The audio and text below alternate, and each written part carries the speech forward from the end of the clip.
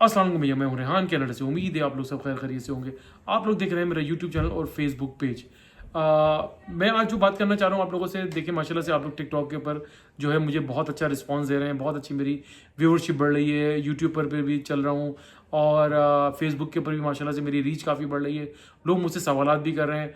मैं हमेशा वीडियो बनाने से पहले अपना डिस्क्लेमर देता हूँ। मैं अभी भी डिस्क्लेमर दे रहा हूँ कि भैया मैं कोई रेगुलेटेड इमिग्रेशन कंसल्टेंट नहीं हूँ, ना ही मैं कोई जो है लॉयर हूँ। मैं एक अदना सा आप ही की तरह का एक इंसान हूँ। मैं कनाडा में रहता हूँ पिछले 18-19 साल से, और मैंने यहाँ पर इस इमिग्रेशन की जो है स्टडीज़ मैंने की ज़रूर हुई है, लेकिन मेरे पास लाइसेंस नहीं है। तो मैं कोई आपको लीगल एडवाइस नहीं दे सकता, ना ही कोई मैं आपको ये बता सकता हूँ कि आप लोग ये कर लें वो कर लें। मेरे कहने पर आप जो है बिल्कुल आप मेरी बात सुने और मेरी बात को जो है फिर आप उसको वेरीफाइड कर लिया करें उनकी इमिग्रेशन की वेबसाइट के ऊपर जाकर CIC.com के ऊपर .ca के ऊपर, तो उसके ऊपर आप कंफर्म कर लिया करें। बाकी देखें, जो मैं आपको बात बताता हूँ कि चीज़ें जो है यहाँ पर दिन ब दिन बहुत ज़्यादा तेज़ी से चेंज हो रही हैं और इमिग्रेशन की हालात कोई ख़ास नहीं है। लोग मुझसे बहुत ज़्यादा सवालत कर रहे हैं कि भाई हम लोग आना चाह रहे हैं, हम आ जाएं, और भाई हमें वीज़ा लगवा दें, भाई हमारा विजिट वीज़ा करवा दें, और भाई यानी कि वर्क परमिट वगैरह की बातें करते हैं।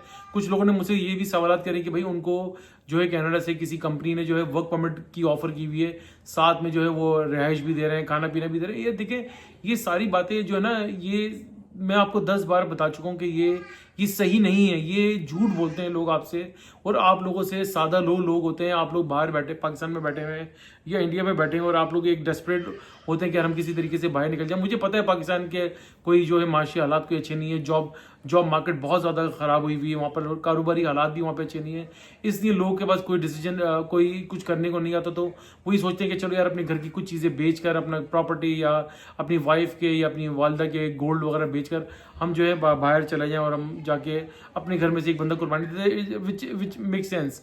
लेकिन चीज़ें उस सूरत में मैं आपको एडवाइस दूँ ना कि भाई जब यहाँ पर कुछ चीज़ें होने वाली हों, जब हो ही नहीं रही हैं, तो मैं आपको क्या एडवाइस दे सकता हूँ। अब आप ये याद रखिएगा, जब आप 35, 40, 50 ईयर्स के हो जाते हैं, तो वैसे भी कनाडा की इमिग्रेशन आपको इतनी खास आपकी एप्लीकेशन को इतना एंटरटेन नहीं करती है। तो ये बात हमेशा याद रखिएगा। ये खुद सोचने वाली बात है कि यार आप ये एक मुझे बात बताएं कि सोना गोल्ड जो है आजकल 4.5 लाख रुपए तोला चल रहा है। कोई आपको 2.5 लाख रुपए का तोला में आपसे जो है वो आपको बेच रहा होगा, तो इट मीन्स कि वो आपसे झूठ ही बोल रहे हैं ना। तो वो उनकी बातों में ना आए और आपसे 1000, 500, 1000, 1200, 1500, 200, 300 डॉलर आपसे वो ले लेते हैं। उसके बाद बोलते हैं हम आपके ऊपर काम कर रहे हैं। वो फेक लेटर्स आपको भेज देंगे, देखें आपका काम हो रहा है। आपसे 500, 1000, 1500 डॉलर करके वो आपसे 10-15 हज़ार डॉलर यकीन करें ले लेते हैं। वो लम सम आपसे कभी भी नहीं मांगेंगे, और आपके साथ जब आपको पता चलेगा, जब आपके साथ फ्रॉड वो कर चुके होते हैं। तो खुदारा अगर आपको वाकई में आना चाहते हैं तो एक रेगुलेटेड इमिग्रेशन कंसल्टेंट से ही रब्ता करें, उससे ही एडवाइस लें। वो आपसे कंसल्टेंसी के पैसे चार्ज करेगा, भले वो $150 चार्ज कर रहा है या $200 चार्ज कर रहा है। अगर आप विलिंग हैं यहाँ आने के लिए, तो $200-300 के ऊपर तो आप एक अच्छे इमिग्रेशन कंसल्टेंट से रब्ता करके आप उससे एडवाइस ले लें। वो आपको सारे वे आउट आपको बता देगा कि देखें ये चीज़ हो सकती है या नहीं हो सकती है। मेरा एक फ्रेंड है जो कि रेगुलेटेड इमिग्रेशन कंसल्टेंट है, और मैं उससे मेरा कोई बचपन का दोस्त है, और हम लोग आपस में बातचीत होती रहती है। मेरी अभी 2 दिन पहले भी उससे बात हो रही थी, तो उसने मुझे यही कहा कि यार आजकल चीज़ें कोई इतनी आसान नहीं है।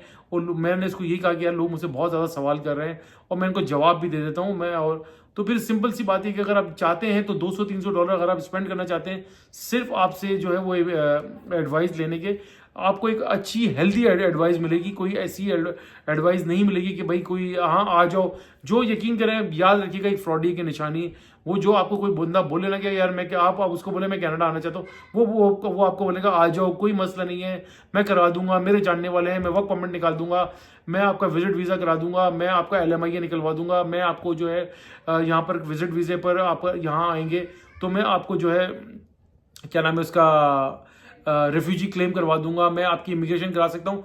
वो सब आपसे झूठ बोल रहा है। आप अपनी असेसमेंट खुद करें, आप खुद सोचेंगे। एक भाई से मेरी बात हो रही थी, वो सऊदी अरब से था, वो उसको मैंने ऑनेस्ट एडवाइस दी और यकीन करें कि वो इतना खुश हुआ। उसने कहा कि यार मैं सऊदी अरब में हूँ भाई, मैं वर्क परमिट पे, मैं वो जो उनका अकामा होता है उसके ऊपर आया हुआ है और उसका कोई बैंक स्टेटमेंट भी, बैंक अकाउंट भी नहीं था। वो प्राइवेटली काम करता था, फ्रिज, एसी, रेफ्रिजरेटर वगैरह के। तो उसने कहा कि यार मैं, मेरी एज भी 50 साल हो गई है और मैं, लेकिन सऊदी अरब में मेरे कुछ मामला नहीं बन पा रहे हैं। तालीम भी उसकी मैट्रिक थी। तो मैंने उसको सिंपल सा बोला कि मैंने भाई तुम्हारा कुछ भी नहीं हो सकता।